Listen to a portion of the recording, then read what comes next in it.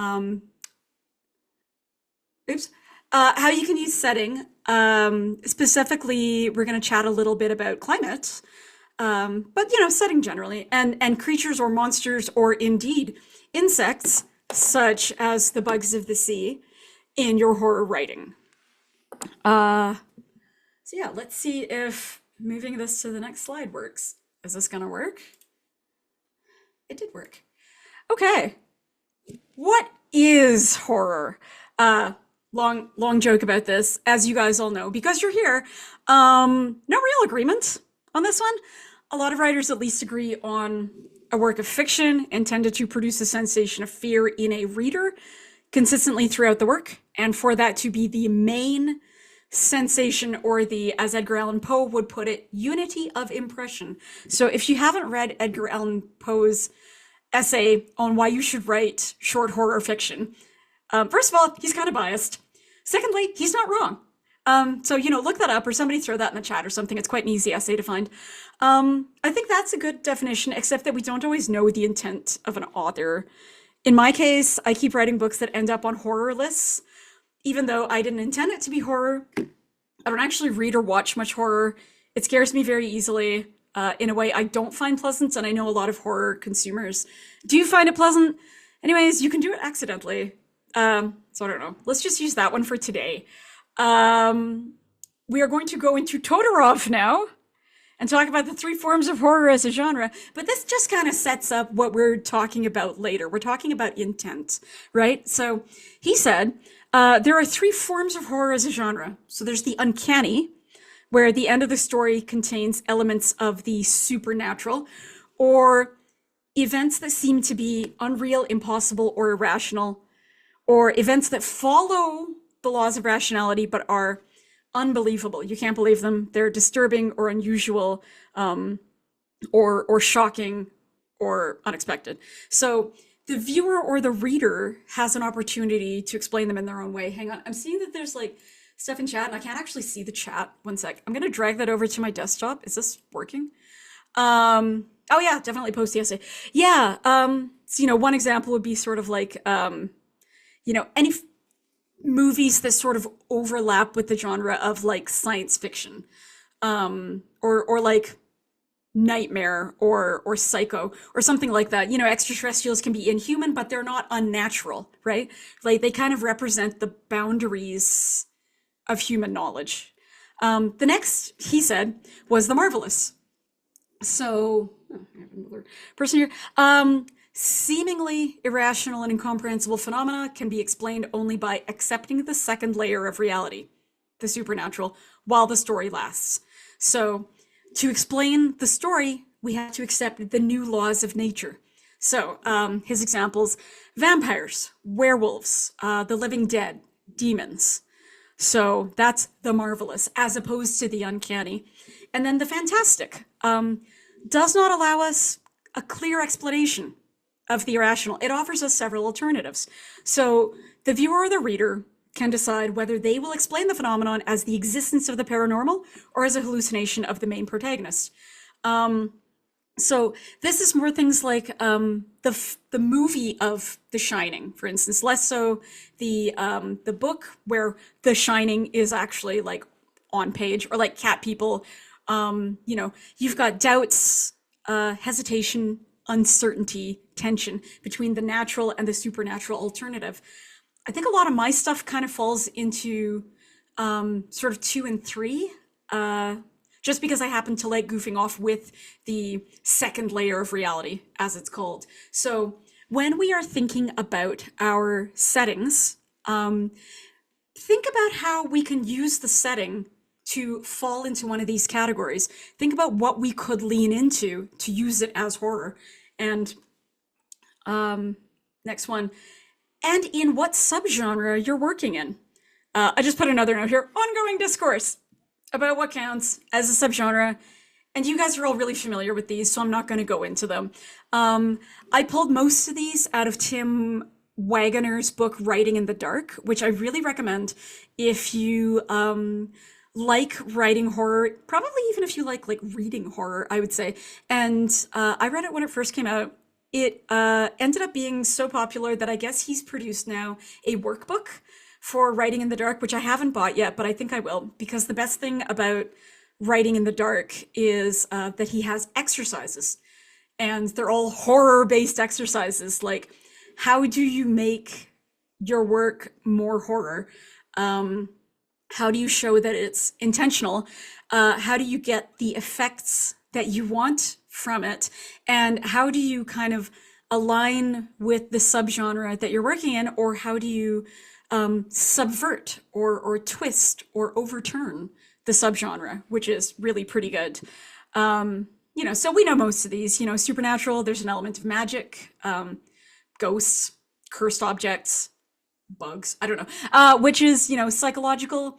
So the monstrous distortion is in a human being, in their mental makeup or their behavior as a result of that. Psychological overlaps a lot with thriller, but thriller, the focus tends to be on the hero. Psychological horror, the focus tends to be on the monstrous human and what's monstrous about them.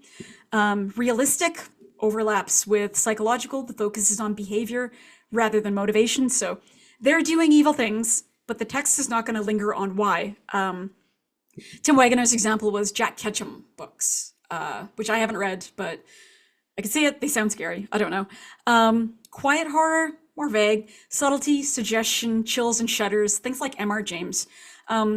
These tend to be less popular now for modern readers with shorter attention spans, but you'll still find a lot of it in things like kind of modern Gothic books like that.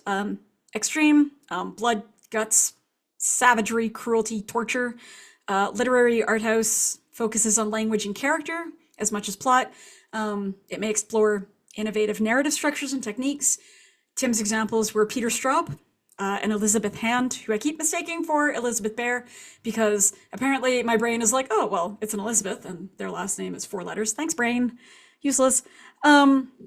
Cosmic, which is a lot of what I write. So your antagonist is unimaginably powerful and probably malign entities that control reality or the universe, or could if they wanted to. Erotic, sexual elements create the monstrous distortion in the story.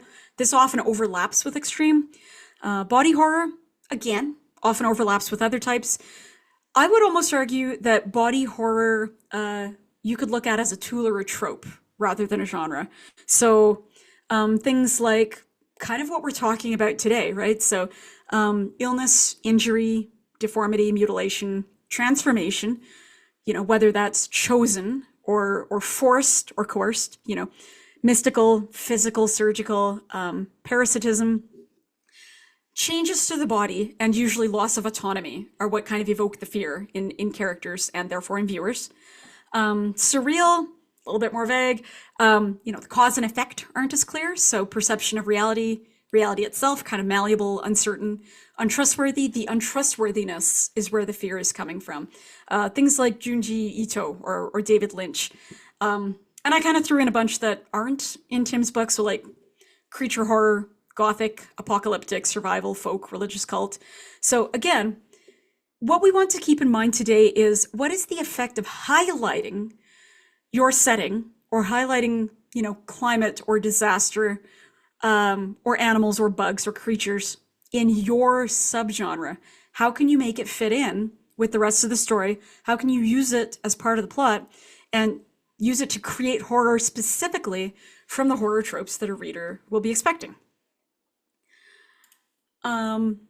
Basically, without going into the whole history of modern horror, which I actually did for the longer talk, at around the time that we started to declare things horror rather than Gothic or ghost stories or morality stories or whatever, everything is starting to feed into the idea that we are no longer in charge of our own destinies.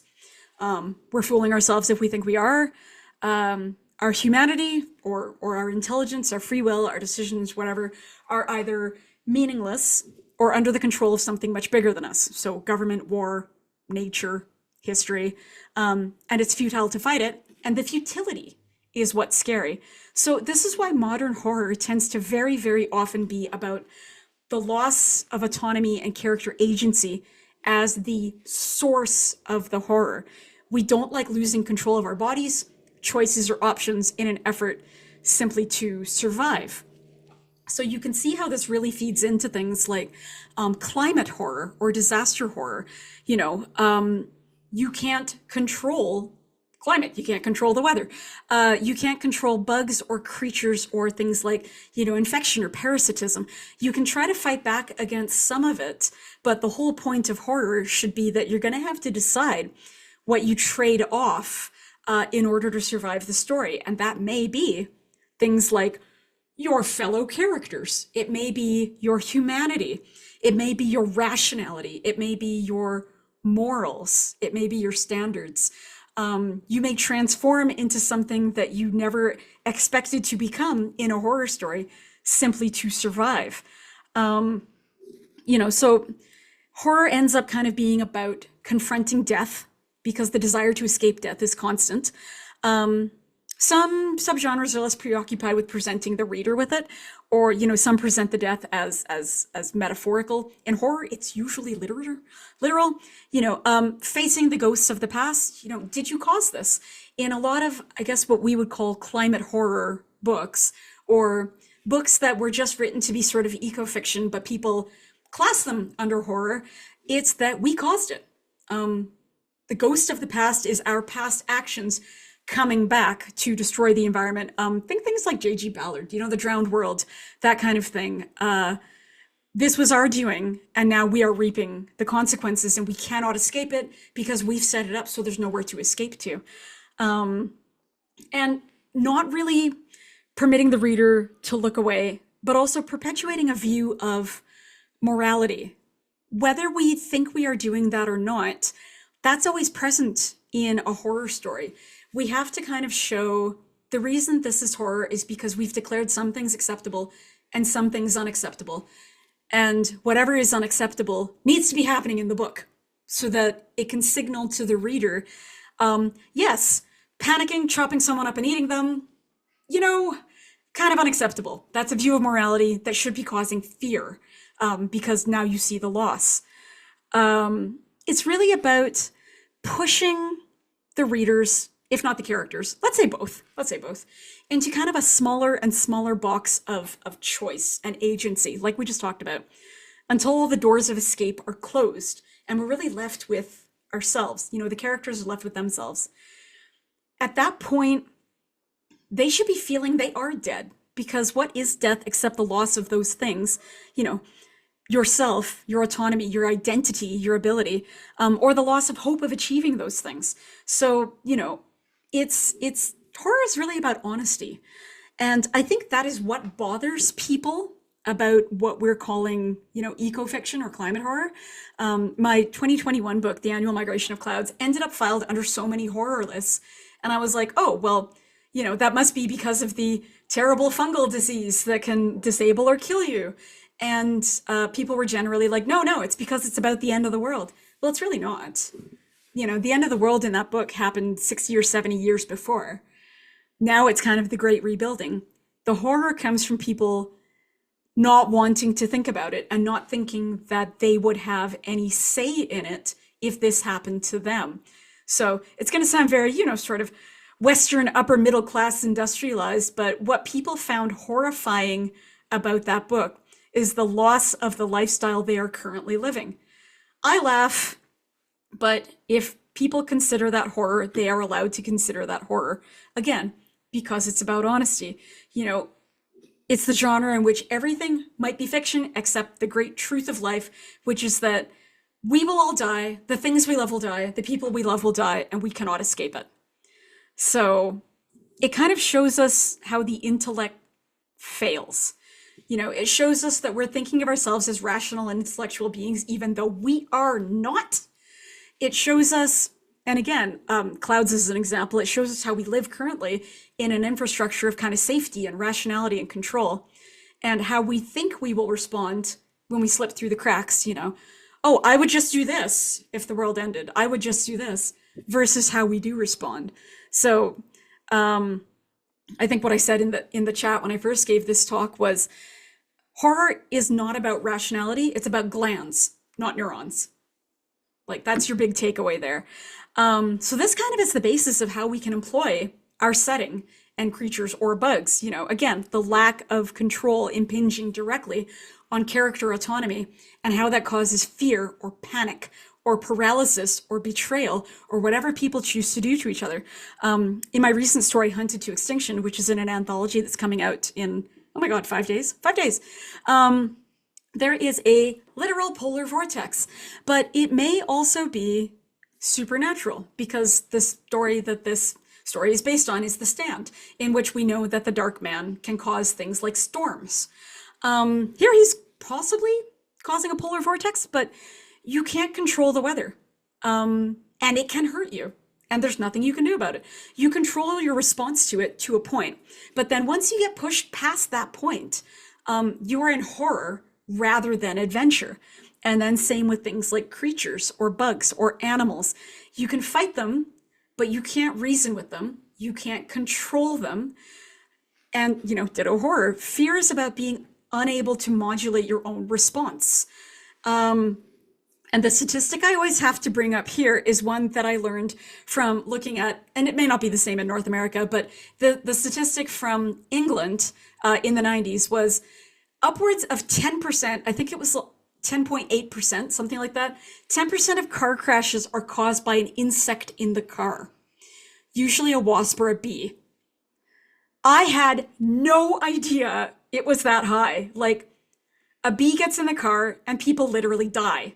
So that's why fear is irrational, because it was a horrifying number to look at. But how can we do that in a way to sort of enhance both our horror and our subgenre? Yeah, great. Now I'm afraid for driving for another reason. Yeah, no, I know. Legitimate. You're not wrong.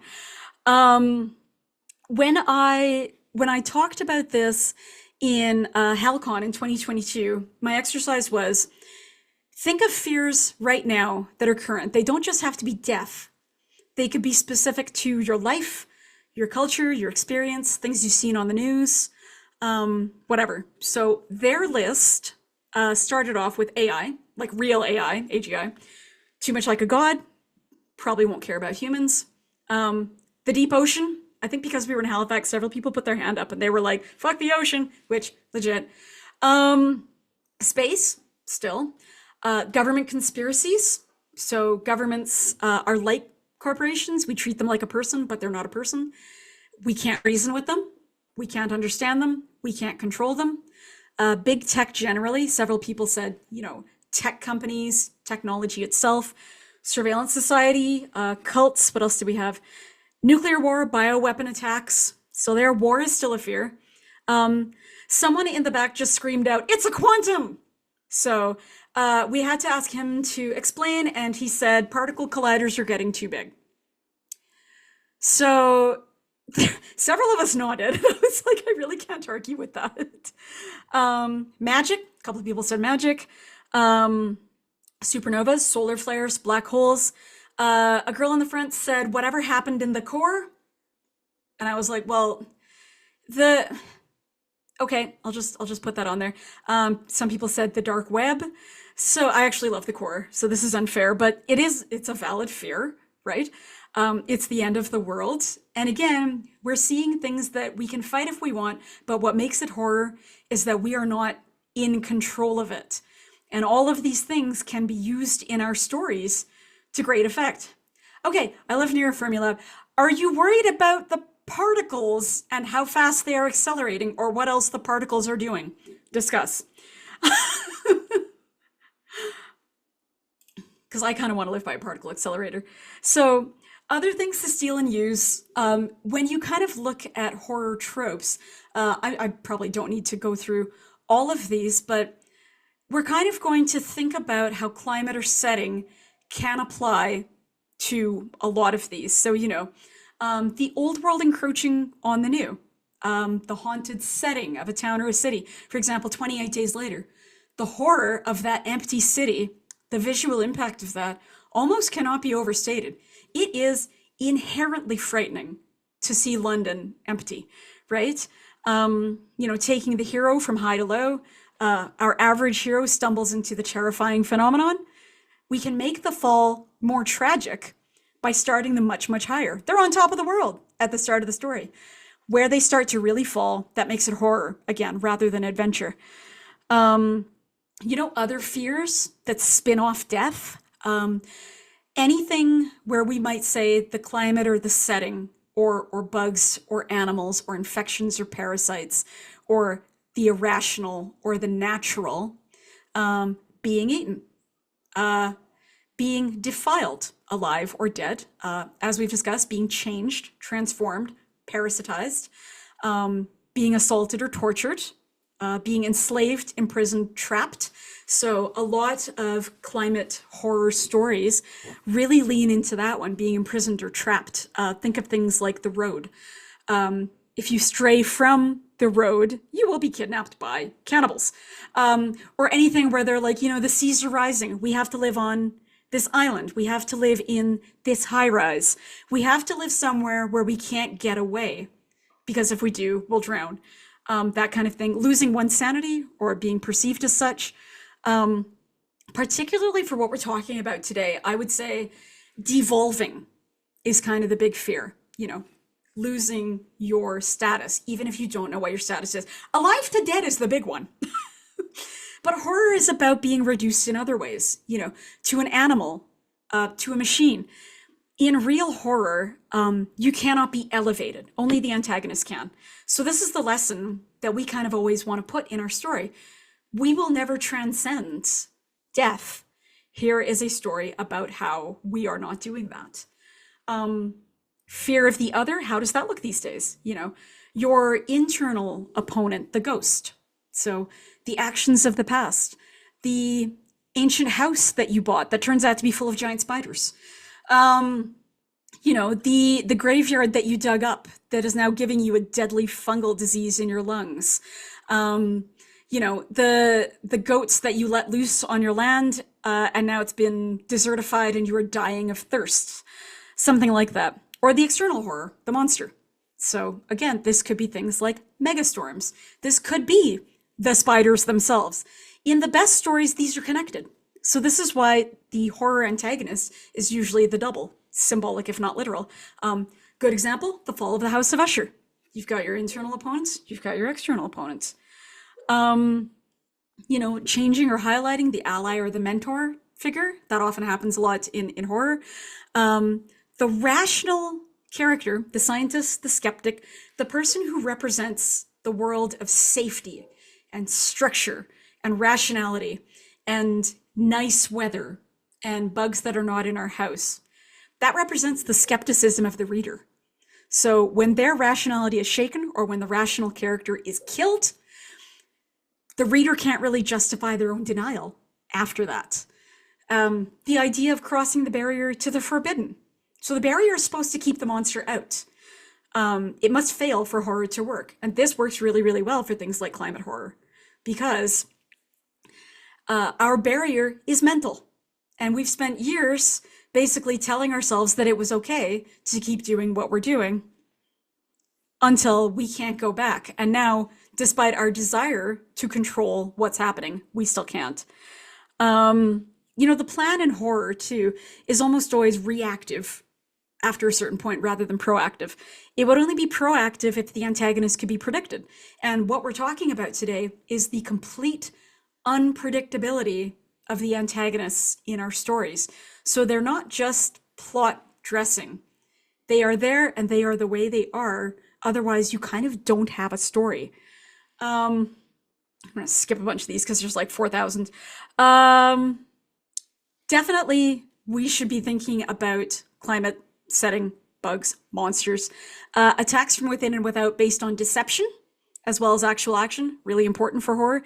Characters need to start off by trusting the system. Oh, if something happens to me, that's okay because the government will evacuate my town. Or we'll just call an exterminator. And then showing that the system repeatedly lets them down. So the character's going, you're supposed to be able to fill in the blank here, followed by showing that it's a deception. So that's really, really crucial, again, in cases like this, where we do have systems that are supposed to let us survive these uncontrollable things we're talking about. We're humans, we're civilized, we've built structures around this.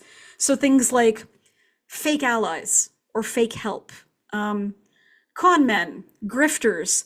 Let's geoengineer the atmosphere. Oops, now we've got Snowpiercer. Um, Cops, paramedics, scientists, anything like that. A deceptive reaching of safety or a deceptive escape from danger. Um, this is a really common one for bugs and creatures. Back from the dead, also known as not as dead as he looked. Multiplication of the opposition. So, hey, we started off with a flood, or we started off with, let's say, an earthquake. Now it's a flood. We started off with a landslide. Now it's a tsunami. Now there's a wildfire. Now we've all got dysentery. Or opposition multiplies. Bugs. We started off with a handful of giant ultra venomous spiders. Now we've got a zillion of them, and there's a big one in the distance. That one looks about 30 feet tall. Have we got a problem? Revelation of new information. I don't know if this is a spoiler. Have you guys seen the Netflix series Kingdom, the zombie series? Okay, I won't spoil that then. But in general, what they believe is that the zombies in the story are responding to daylight. So they seem to be sort of dead during the day. So you can move around. You can try to get rid of them if you want. Later on, they find out they are wrong. They have used incorrect association of observations, let's say. Other deceptions, a new time limit or your escape or your safety coming at the cost of unexpected, even greater destruction. Basically our upshot is, sort of how do we remain or become human in the face of death's inevitability? We want to show that it's not easy, that there's a cost, that death is a tragedy because it's a loss of human potential. And what makes our opponent evil and inhuman is that they don't feel that way. There's nothing about the climate or the setting that is trying to kill you. Arguably, there's probably nothing about the animal, the creature, or the bugs that is trying to kill you. They simply don't care, and they don't value human life the way we do.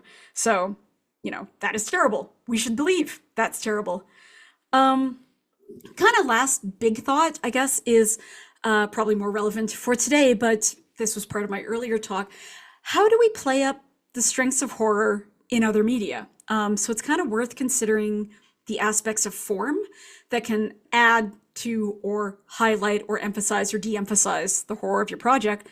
The biggest example is an audio drama. You can't have exposition the same way as you do in prose fiction, like books or audiobooks, unless you are doing something where reading out prose fiction is part of the audio drama.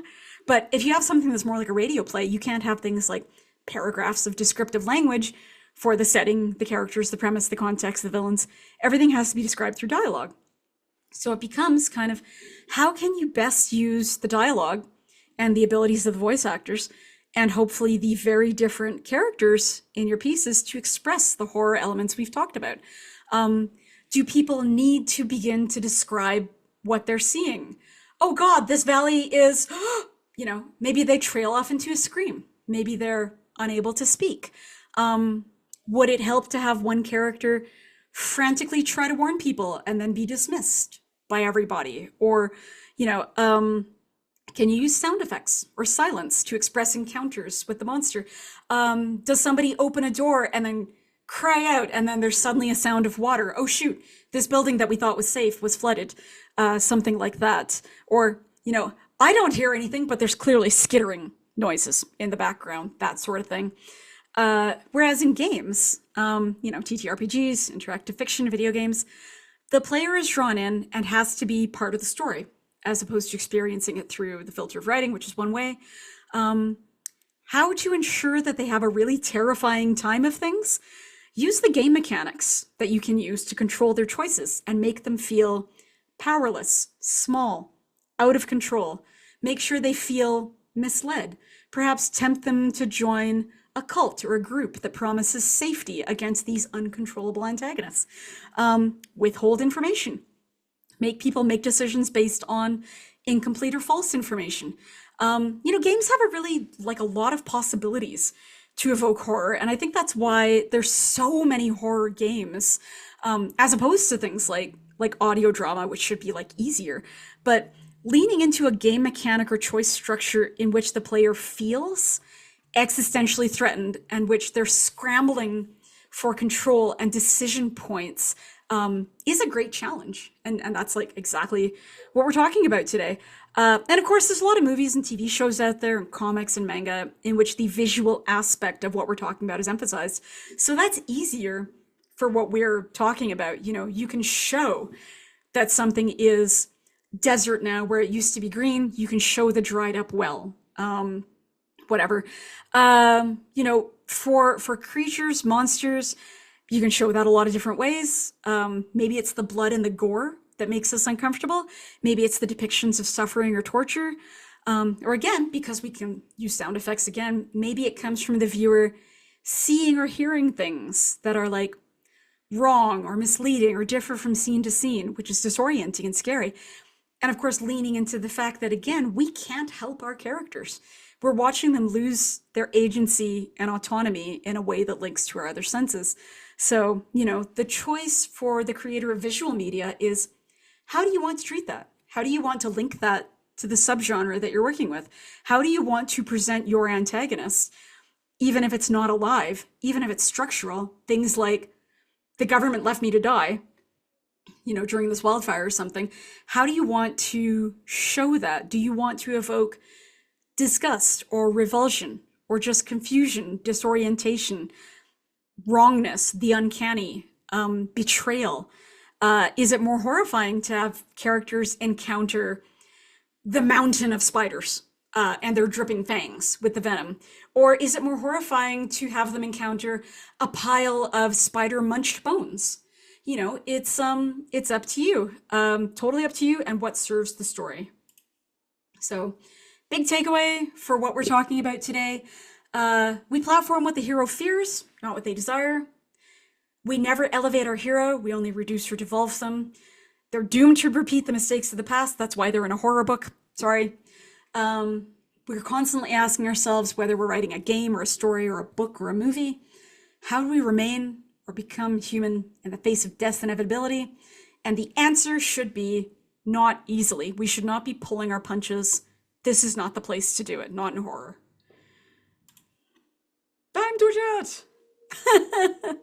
Here, I will stop sharing. Sorry, that was like a huge info dump, but trust me, the previous version was worse because it was like 2 hours long. So I really liked the focus on how the character, the hero, their autonomy, you never elevate them, and how their autonomy lessens over time. And it made me mm-hmm, think of, in Carve from Brindlewood tabletop role playing games, mm-hmm, there's a mechanic called branches where mm-hmm, you have different narrative things that you can narrate about, usually about your past or about what's happening in your, what's happening to you right now. And you can mark one of those in order to bump your roll up, but there are limited. And I mm-hmm. think as you go on, it gets kind of scary to use your Yeah. masks or your branches because you're running out of them. That's one way of mechanically encouraging a character to experience that sort of lack of autonomy, is by using those branches and declining those branches down so that you don't have Mm-hmm. as many to use. And I just thought that was Yeah. really. Well, and I think what would make that horror as well is if that's happening to you and it's not happening to the characters around you, and there's kind of no way for them to help you. You know, I know I've played games where it's more sort of like, well, if you want to do this and take a small hit, then you can help your fellow gang member or team member or whatever, like Blades in the Dark, for instance, right? So you can like kind of roll the dice on that. But if we wanted to really lean into the horror, it could be nobody can help you. You're on your own. Whatever happens to you is happening just to you. Yeah, I wanted to ask a little bit about, I mean, agency is such an important part of feeling afraid. I feel like both the character losing agency and in the context of the game, feeling that you're losing your options Mm-hmm. as we're more desperate. Um, Something, of course, that's really interesting about these different media is that in a book, ultimately the author is sort of externally setting the stakes for what the character's agency is, whereas it's kind of an ongoing negotiation at a table in a gaming. Yeah. I was wondering if you had any thoughts about like maintaining a sense of fear when there's intrinsically more agency in the medium, to go around, if that makes sense. It's a big like question, but it's Yeah, something I struggle with playing horror games and it not feeling does. as afraid as I Well, wish I did. and I was talking to a friend about this too, because we were talking about branched mechanics in writing video games.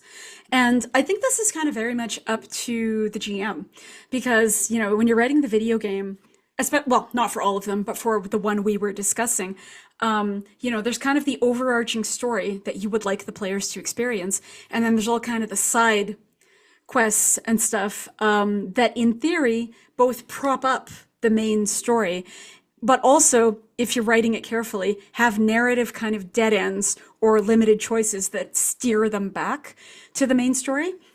So if I was trying to GM a tabletop game where I wanted people to keep feeling fear, that would, I think, would be what I would do, is in as much as I could use the mechanics of the game, I would find places to limit their choices to be sort of binary and both be terrible, ideally, and to have them steer back to the overarching plot in the sense sort of, to let them indicate whether they know it or they don't know it. You didn't escape. You have to go back to the thing you feared, and you have to keep going. The other thing, and I think it showed that on the one slide, horror tends to have what we call the slippery slope. So once bad things start happening, the consequences of each bad thing start to pile up, and they lubricate the slide so that you're picking up speed as you go along. Oh my God, thank God we escaped the monster. However, there's always a cost. And that, the blood now is on the slide and making it slipperier. Oh shoot, the monster bit me. It's worse than that.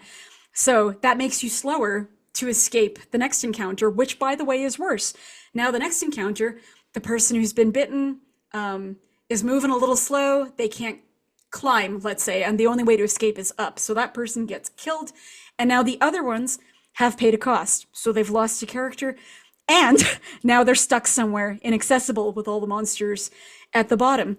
So things haven't got worse, things haven't got better. They've always gotten worse. And the idea is that because of the slippery slope of horror, if characters realize that everything that's happening to them both has a cost and sort of limits them for their choices that come next, they may decide to try to work their way back up the slope. And this is where horror gets really interesting, because then you can present the players with, okay, if you think you can make things better, guess what the cost is going to be? Something really, really horrible. So you're going to have to kill one of your players or something. You're going to have to kill one of your friends. You'll have to leave your wife behind or your child behind.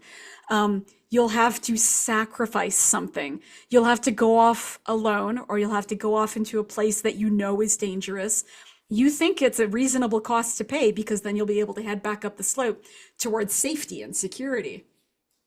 Not in a horror game. So I think the answer to maintaining that level of fear is kind of limiting their autonomy in ways that they may not necessarily be able to pick up on, or putting them into physical settings or presenting dilemmas where they have to make a bad choice.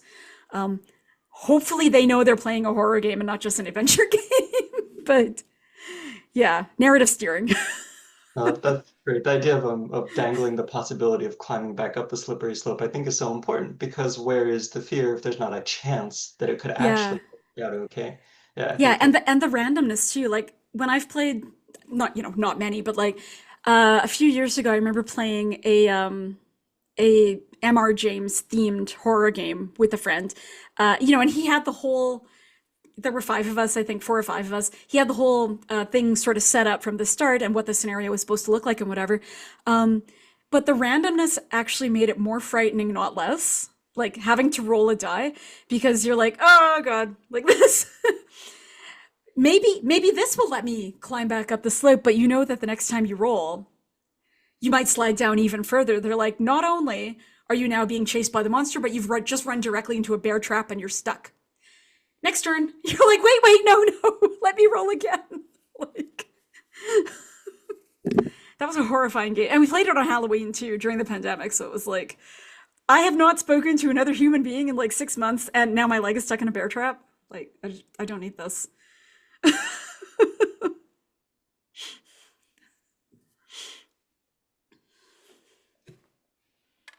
Anyone else have any questions or comments?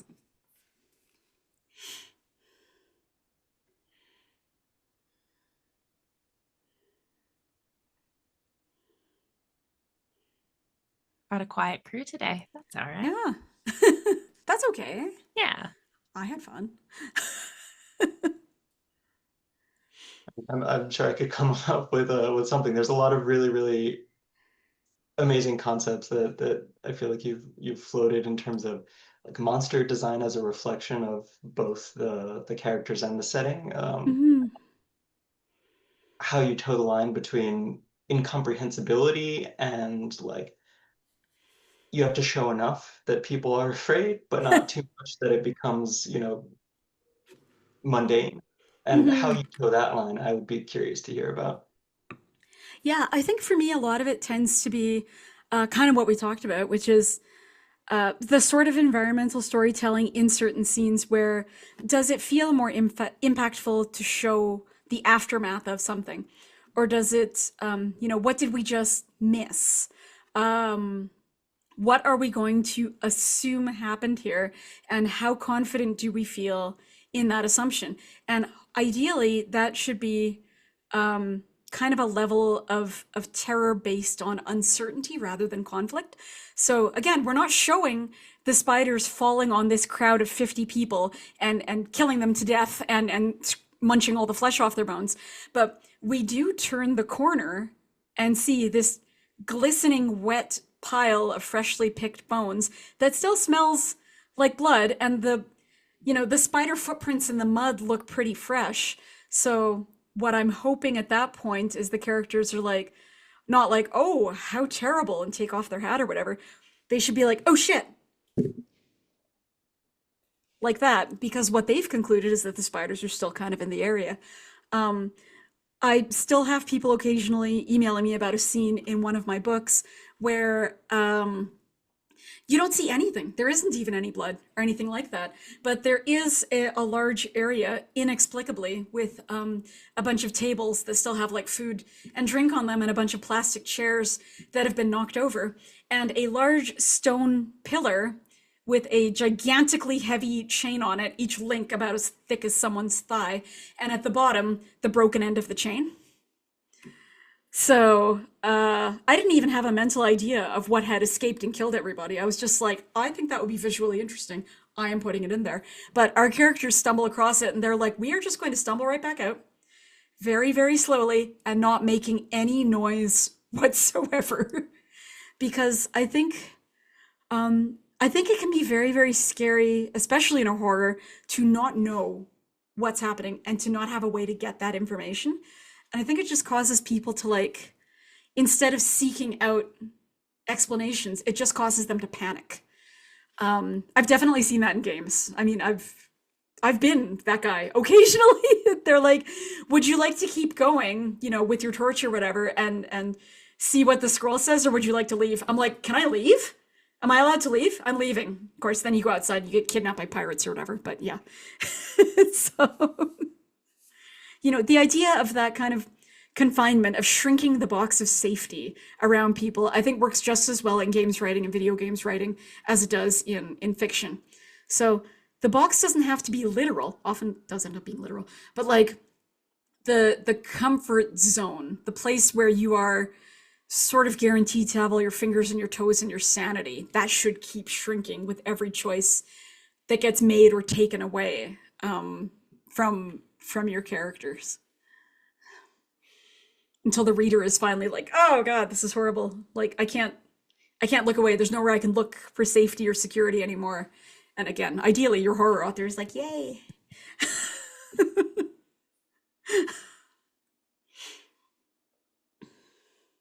I don't want to, dominate the conversation too much, but I have a follow-up to that, which is Mhm. the question of like kayfabe, right? You bring up the idea of your character being like, oh, actually, no, how about we get out of here?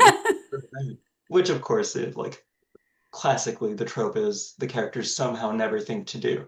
Mhm. But I mean, realistically, I think probably this is changing in quite a bit of horror fiction. And I've seen this running horror games on, at the table where the characters are kind of wise to the genre. Um, Mhm. and I guess for a GM, right, you can just adapt and shrink that line. Yeah. But for an author, putting something down, how do you manage like your characters understanding that they're not going to stick around when things are obviously going bad? Yeah, just put something else bad there. So, the example is like from Aliens, the Paul Reiser's character, that son of a bitch bastard. He's escaped. He's gotten to safety. The door has shut behind him. Yay, haha, take that, suckers. Of course there's an alien there with him. So, it's something where it has to be logical. There has to be either the ghost or the monster has to be able to get to the character wherever they are. So either they've made a mistake earlier that's going to catch up to them if they think they've gotten to safety, or the monster has found a way to get ahead of them, or they are going somewhere that it would be logical for the monster to be.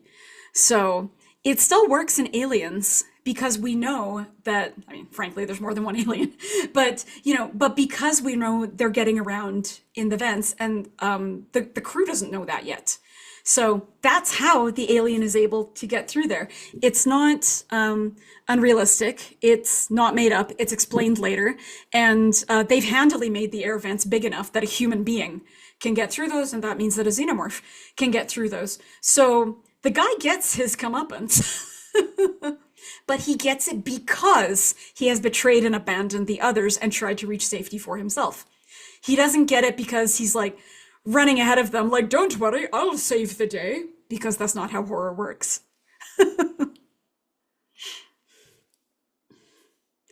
Yeah, it's just really kind of setting up those narrative paths in the setting or with the monster that mean that nobody gets to be safe. And if they do, it's deceptive. The bit where they're like, oh, thank God, I'm safe now. I called the cops and a policeman came and picked me up in his car. We're very familiar with all of that from horror movies. So I think all you need to keep doing is keep subverting and betraying your character's expectations of safety. Oh, this scientist developed something that will kill all the spiders. Thank God. Whew. You know, most characters in a genre novel don't know they're in a genre novel. I guess you have to get around that for, tabletop players, but there's still the need to surprise them and let them down, I think. And of course, the scientist spray makes the spiders enraged and they start destroying buildings. You can never trust a scientist. You can't trust a scientist, not in a horror movie.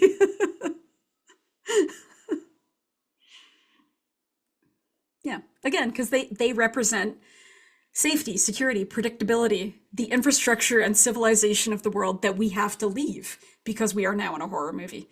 Everything that we should be able to lean our weight on that will protect us and make us safe should snap and let us down.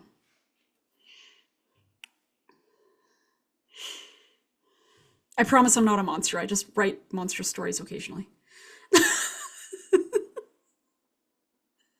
My characters might disagree. Sorry, characters.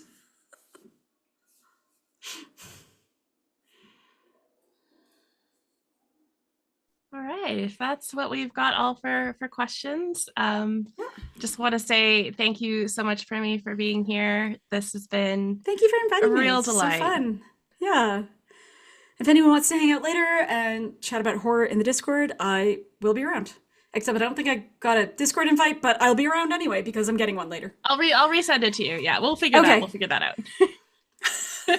Awesome. Thanks, folks, and thanks for coming. Thanks, everybody. Have a great rest of your day. Bye-bye.